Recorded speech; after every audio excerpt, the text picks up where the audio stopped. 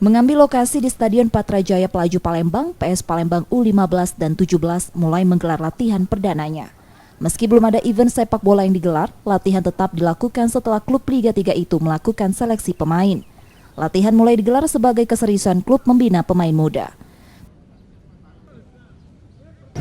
Ini merupakan satu jawaban kita ingin menggali potensi talenta-talenta dari pemain sepak bola Kota Palembang.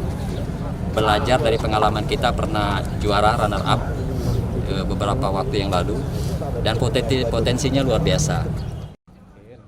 Manajemen PS Palembang masih menggunakan Stadion Patrajaya Pelaju sebagai stadion latihan sementara karena masih akan mencari stadion lain yang akan digunakan sebagai home base.